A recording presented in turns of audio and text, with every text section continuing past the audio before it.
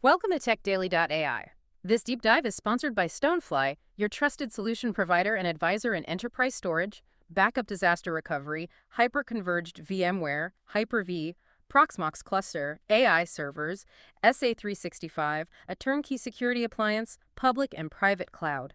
Check out stonefly.com for more info. All right, welcome to the deep dive, everyone. So today we are jumping straight into looking at a piece of tech that's really trying to be, well, everything for everyone. It's a single monitor positioned as the sort of all-around champion, Good for work, school, and play. We've been digging into the details provided about this specific one, the Dell S3225QC. It's a 32-inch display, and it definitely packs some headline-grabbing features. Yeah, it looks impressive on paper, for sure. Right. So our mission today is pretty simple. Take all the info we have on this monitor and really try to figure out if it actually earns that versatile title. Like, what matters most when you're trying to use one screen for a bunch of different things? That's what we're focusing on, finding out where it truly shines and maybe where it might fall a bit short for you. Exactly. And we'll look at the specific package Dell's put together here because it's got this unique mix, right? Some really high-end features, but then alongside what looks like a pretty significant compromise. So yeah, we'll identify those core strengths, unpack the performance details, and importantly, critically look at its limitations. See how it stacks up in the real world and, who it's actually best for.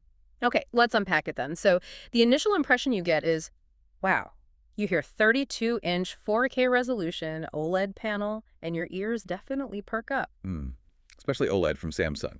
They know their display tech. Totally. They talk about phenomenal picture quality, a massive 1.5 million to 1 contrast ratio. Plus, it reportedly has epic integrated sound and a solid 120 hertz refresh rate. Right. And then you see the price mentioned, $849.99 USD, and you think, okay, for a 32-inch 4K OLED with those specs, that actually feels kind of competitive. It really does. It sounds like you're getting a lot of premium stuff without completely emptying your wallet compared to some other high-end displays anyway. Absolutely. On paper, it looks fantastic. But then, almost in the same breath, there's this major asterisk, this big catch. The ports. Yeah, a severe lack of input ports. And that's the really interesting tension point with this thing, isn't it? It's loaded with top-tier display tech, amazing audio apparently, yet it seems to really, really limit how you actually connect your devices to it. It immediately makes you question that all-around claim, doesn't it? Okay, let's look at the physical side first, the design. It's described as pretty neutral, kind of meant to just blend in, only comes in white, which is, well, it's a choice. And it has that anti-glare matte finish on the OLED panel. The stand sounds quite practical, though. Simple cylindrical pole, flat base, doesn't take up a ton of space. And importantly, it offers good adjustment height, tilt, and swivel. That's definitely key if you're using it for different things all day. Yeah, good point. And you can see those integrated speakers right along the bottom edge. And then there's this thing that looks kind of like a webcam, but it's actually a proximity sensor. Right. And that sensor is apparently tied into the audio system. Supposed to, optimize the sound based on how far away you are, which is different. A unique feature we definitely need to dig into. For sure. And ports, always critical. Most are on the back. Pretty standard placement there. But then there's this one USB-C port on the front, or maybe the bottom. It's described as convenient, but also slightly over-designed because it physically pops in and out. Yeah, that pop-out front USB-C. Yeah.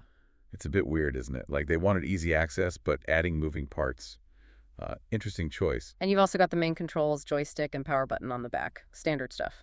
Okay, so putting aside that port issue just for a sec, let's really focus on what makes this monitor stand out in a good way. Because the material we looked at is incredibly positive about the sound system, like really positive. Yeah, it's got 5-watt speakers across the bottom, offering enhanced surround sound. Positive is putting it mildly. Yeah. It's frankly called the best audio I've ever heard from a monitor. That's huge praise. Wow. It really suggests Dell didn't just slap some speakers on there. They put serious effort into making them sound great. Yeah. Which is, incredibly rare for monitor audio. Okay, and they do mention that spatial tracking camera, that sensor thing, plays a role, adjusting audio based on distance. But there's a note about it having limitations in low light, sometimes showing red indicator lights. Yeah, but what's interesting there is apparently even when that sensor isn't fully optimizing, like if you're in a dark room and see those red lights, the sound quality is still described as deep and rich. Ah, okay. So the great audio isn't totally dependent on the sensor working perfectly. Seems like it. The core speaker system itself must be really good. The sensor is maybe just an enhancement sometimes. Gotcha. Another strong point mentioned is the USB-C ports. You get that easy access, one on the front bottom and two on the back. And one of the back ones is particularly important because it's DisplayPort capable. Yes, and this is huge for connectivity, especially for laptops. That USB-C port supports DisplayPort 1.4 alternate mode, so it carries both audio and video signals over one cable, and it provides 90 watts of power delivery. Okay, so for a lot of modern laptops, you could literally just plug in that one USB-C cable, and that's it. Display, audio, and power, all through the monitor. Exactly. That is a genuinely clean and super convenient setup. No need for a separate power brick cluttering things up. Nice. And the other USB-C ports on the back, they can work like a mini hub, too. Right. If you connect your computer via that main DP-capable USB-C, or even via HDMI, you could plug, say, your keyboard and mouse into the monitor's other USB-C ports, and they'd connect through to your computer. Helps tidy up the desk even more. Okay, that's genuinely useful. And finally, on the positives, there's praise for the integrated operating system and the joystick control on the back. Found it really user-friendly, responsive, easy to change settings quickly, which, yeah, those little things can make a big difference day to day. A good OSD and controls are totally underrated. Absolutely.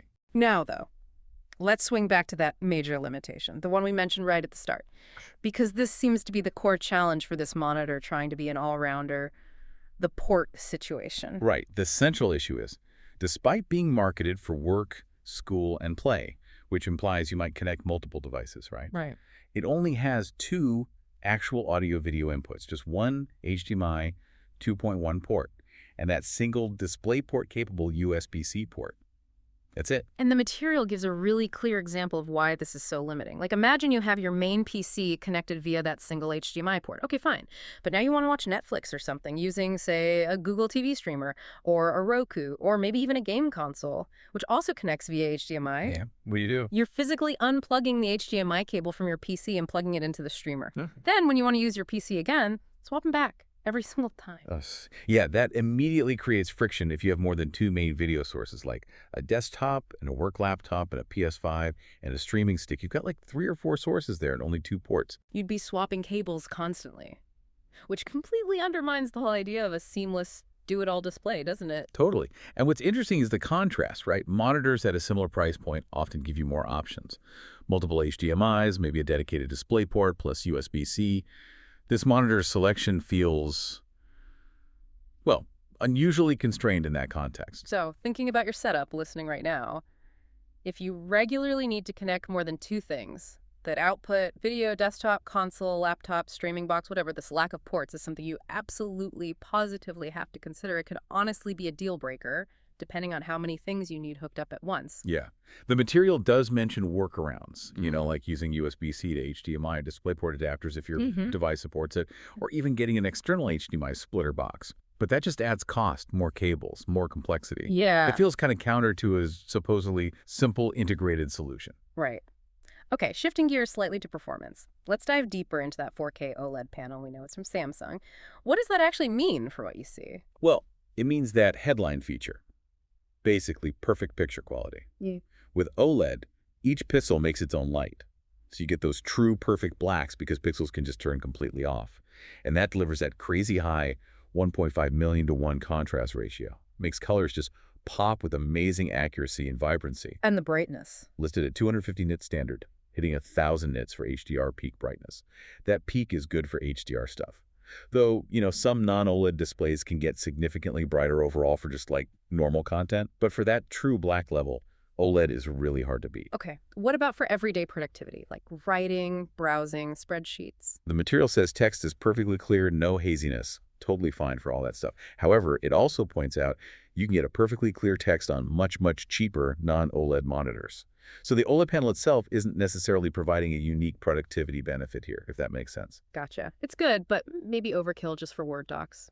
Pretty much. Where the OLED really shines, apparently, is entertainment. Movies, streaming, video, gaming, those vibrant colors, the perfect blacks. It just makes cinematic content look incredible. The contrast adds real depth, especially in dark scenes. Okay, and what about gaming? It's 120 hertz. For a 4K monitor, some dedicated gaming screens go higher now. Is 120 hertz on this 4K OLED going to be enough for most people? The take seems pretty clear on this. Yeah. Yeah, it's lower than some super high-end gaming OLEDs that might hit like 240 hertz or more. But 120 hertz at 4K is described as perfectly fine and actually more than enough for fast and fluid gameplay for the vast majority of users, even if you have a really powerful PC. So not necessarily for the absolute top-tier esports pro. Probably not. They suggest it's only maybe limiting for the most hardcore competitive players chasing every single frame advantage. For pretty much everyone else, 120 hertz combined with that near-instant pixel response time of OLED offers a really, really excellent gaming experience. Okay, good to know. And just confirming the sound again, it reiterates the sound quality is deep and rich, even when that spatial sensor is acting up in low light with the red lights. Yeah, seems the core audio performance really holds up regardless, which is great. Okay, so putting all this together, who does this monitor actually seem to be for? Let's bring it back to you, the listener. Well, based on everything, this monitor seems best suited for someone who has a relatively simple connectivity setup.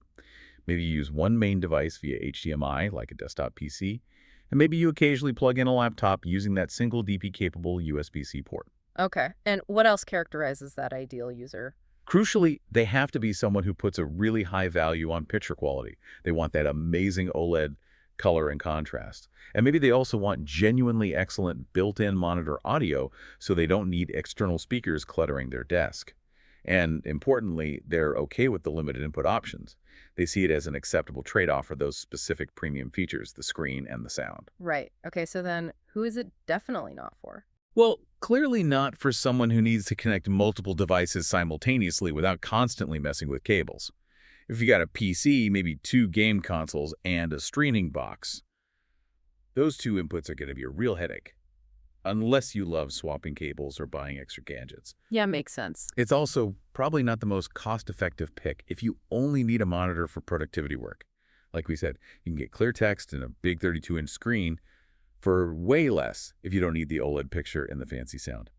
And yeah, if you're that top-tier competitive gamer, you might be looking at screens with even higher refresh rates. So it really boils down to that core trade-off again, doesn't it? Are the fantastic picture and sound worth that significant compromise on connectivity? Exactly. For the right person with the right, simpler setup, maybe it is.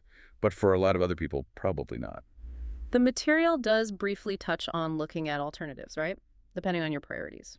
Yeah, just briefly. Like, if gaming performance, specifically super high refresh rates, is your absolute top priority, it mentions looking at monitors like the Samsung Odyssey OLED G81 SF. Oh. Or, if having more ports is a must, and maybe you want to save some cash and are okay without OLED, displays like the Dell UltraSharp U3225QE are suggested as possibilities. Right, a more traditional productivity-focused monitor, maybe? Kinda. Or if you want that OLED goodness, but maybe don't strictly need 4K resolution, perhaps to save some money, a 2K OLED option like the MSI MPG 271QRX is mentioned. So it just highlights that the monitor market is all about these trade-offs, really. Totally. There's no single perfect screen for absolutely everyone. You really have to decide which features you prioritize the most: picture, sound, speed, connectivity, price. Yeah. What's your balance? That was a really insightful look at this Dell S3225QC. It's clear it's a monitor with some genuinely impressive highs, particularly that audio and the core OLED visual experience. But wow, that limited connectivity, it's a really significant point you have to weigh up. Exactly. And it kind of brings home the point, you know. When you're evaluating any tech product, especially something you use every day like a monitor, it's so crucial to look beyond just the flashy headline features. You really need to consider how the practical limitations, like the number and type of ports, are actually going to impact your daily workflow, your current setup. What specific connections do you absolutely need for the devices you use most often? Answering that question honestly is often the most important step in figuring out if a monitor like this, with its specific trade-offs, is really right for you. That's a perfect question to leave you all with. Thanks for joining us for this deep dive. And remember, looking for robust data solutions. Check out Stonefly's 100 TB immutable and air-gapped SSO NAS for $8,995. Visit stonefly.com to learn more.